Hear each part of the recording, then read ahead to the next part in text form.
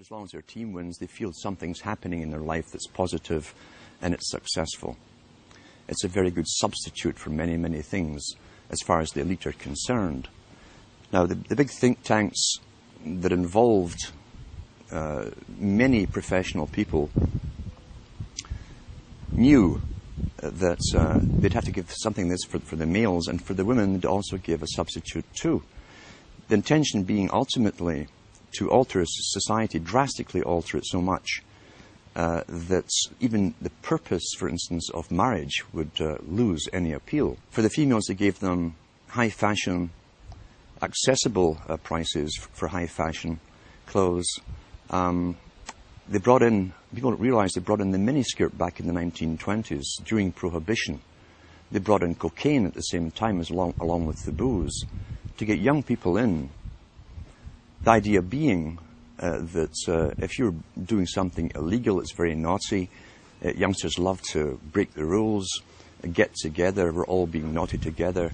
And sex and booze, coupled with coke being smuggled in at that time, had its desired effects, but not quite the way it was designed to have by those that planned that culture, the Bernays types. And Bernays was heavily involved in this. So they came out, as I say, with not sex and rock and roll, but sex in a form of jazz. The Charlton dance came in, the miniskirt came in, sex became rather rampant for the first time. All the old traditional taboos were broken with one generation, but there was fallout to this change, this massive change in culture. The fallout being that they did not have the antibiotics to treat all the sexually transmitted disease that came along.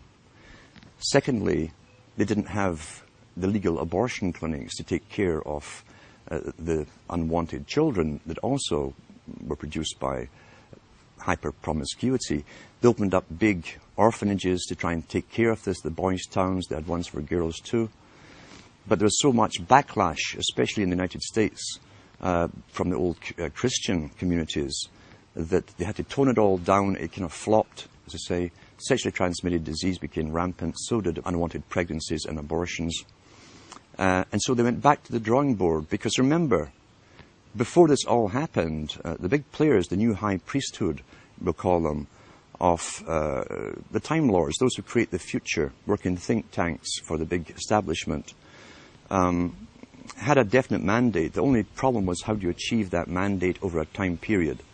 So they went back to the drawing board, and they've always known, for instance, that in wartime, more children are produced because young people who might go off to die tomorrow tend to be far more promiscuous. They brought this back after World War II big time and worked on it steadily. All their tax money went into one particular area of research, not just for the atomic weaponry and so on. It went into finding ways of finding a contraceptive that was effective. When they found it and launched it on the scene, at the same time as they launched what they called pop music, along with drugs, LSD and so on, they brought out the contraceptive. So then permission was given, in a sense, and promoted from the top down, even from the BBC, which is, remember, the BBC is owned by the British government. It's an arm of the British government. It talks on behalf of the dominant minority who rule Britain. So they began to promote all this stuff. All the DJs they'd bring on television would interview the top pop stars of the day. They were all stoned out their minds. Some of them were falling out of chairs. And the interviewers would say, "Gee, he, aren't we naughty children?" All aimed at a young generation to emulate. This is what we do. Monkey see, monkey do. Once again, remember, the prime intent was to break the old culture of boy meets girl, going together for a while, getting engaged, getting married, having children. The family unit, they'd said, when they had the League of Nations, which was the precursor of the United Nations, said they'd have to destroy the family unit. Pretty well all of H.G. Wells's non-fiction books promotes all of this agenda. And in fact, he coined the term in the late 1800s. This is how far back this agenda of promiscuity had to go. He coined the term free love. And in one of his books written before 1890, he says, we must promote free love in order to destroy and end the obsolete family unit. Once that's done, he said, the family is no longer in the way when government comes for an individual. Each individual will be solely responsible to the government itself, and no family will stand up around them like a primitive tribe and defend them. At the same time, the foundations within the United States and Britain and elsewhere were funding what appeared to be far-left groups, communist groups. So much so, as I say, the Rees Commission went in to look into this from the 50s to find out why top capitalists who owned international corporations and banks, international banks, were putting up foundations to fund far-left groups. Well, we know now it was to literally destroy the old culture in order to bring in the new culture, the new society. So therefore you have the proliferation of sexual activity. The fallout still came from unwanted pregnancies, far reduced than it had before because of contraception. But then came the lead of the feminist charge, again funded by the Rockefeller Foundation in the States, to spearhead and demonstrate and demand the rights for abortion.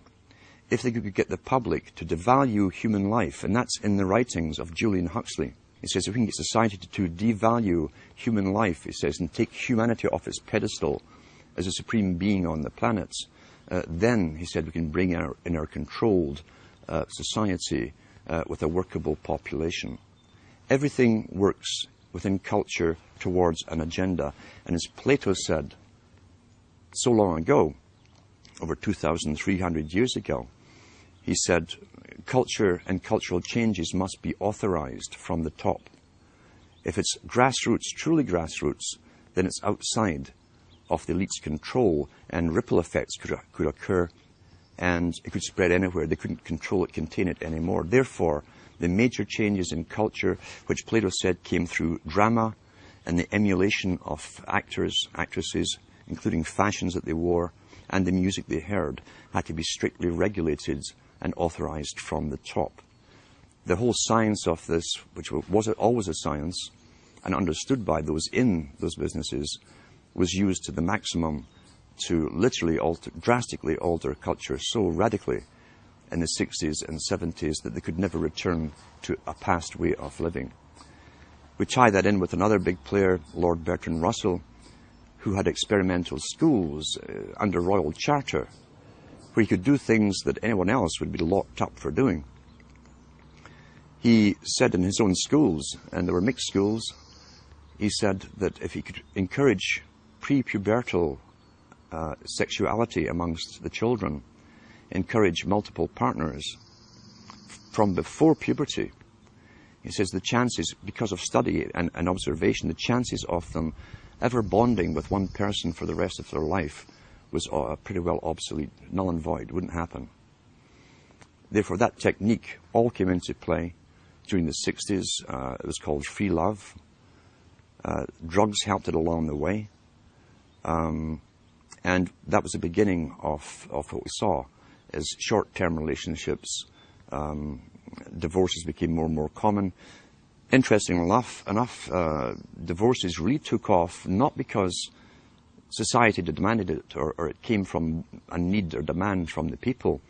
Divorces took off because the Hollywood stars, and remember too, the drama industry, the entertainment industry have always said this, the people follow the stars. And they're the guiding stars in the so-called occult, you see. We tend to worship wealth and people and famous people. We want to be like them. We want to identify with them. The whole idea of divorces came out from Hollywood, the top stars leading the charge for this. Women started to talk about it, who was getting divorced, what actress from what guy, and so on. And gradually it put the idea across to them that, well, if they're getting divorced, then maybe so should I. At the same time, the Berdays techniques were used through all kinds of magazines. At that time, 97% of all magazine publications were aimed at women. Because advertisers have said, and it's still taught in marketing schools today, women are far more easy to get to go along with something new than males are. So within all these magazines and write-ups about their famous actresses, their heroines and so on, the rich ones, the average women were reading these stories and identifying with them. They were being told that you can do anything, you can have it all, You could have a career, you can have a family, you had a home. They gave them utter lies, and they coined the term superwoman.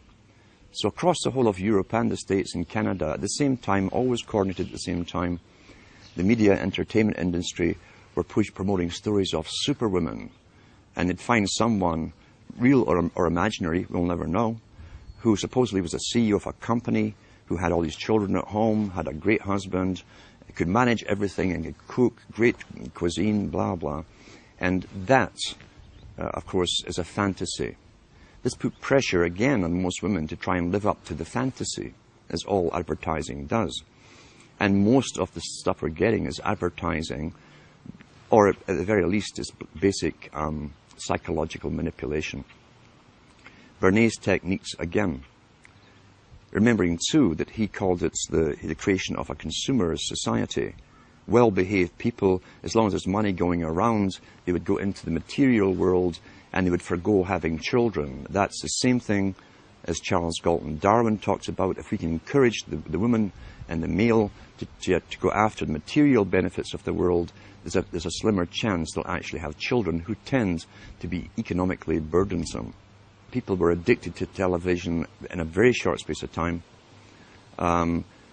Most people still today think that all entertainment to do with movies, drama, is therefore nothing more than their entertainment.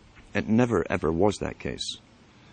The greatest social messages are promoted through movies and drama, high drama, through the fixation of emotive sequences, emotional sequences, not logical, factual sequences, but pushing points across in an emotional way which register and fix in the mind.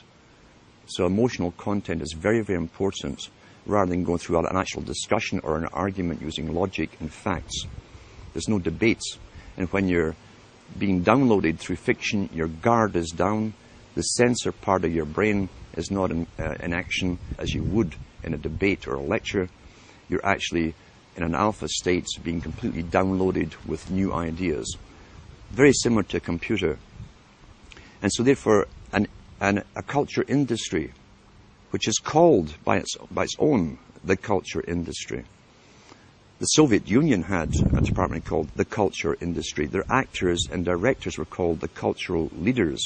All you have to do is keep giving them new updates every so often, and you can change an entire country or a nation or a block of nations. We're all getting the same upgrades at the same time along certain paths. Today we call it political correctness. Most people want to belong to their peer group. They want to be the same as everyone else when it comes to opinions.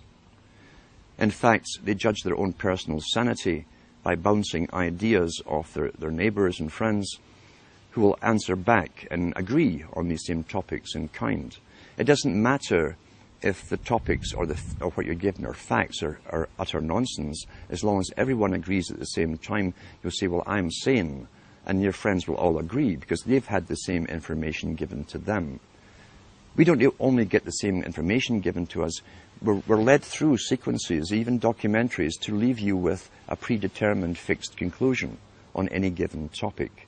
Most folk are, once again, unaware of this. They think, I've just been given all the facts on this topic, and this is the obvious conclusion, which is always given to you by the final experts on the particular program.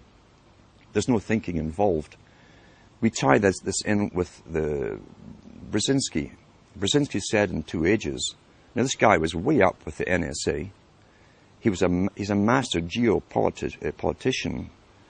He admits he works in 20, 50-year periods to do with geopolitics in other countries. But he said himself, the public will shortly be unable to think or reason for themselves. He says it was meaning by the form of information that was given to them, the type, the formulas that were in use then in the 1970s. And eventually, he said, they will expect the media to do all their thinking and reasoning for them. Well, that's happened today. That's why people today can't think outside of the programming from television.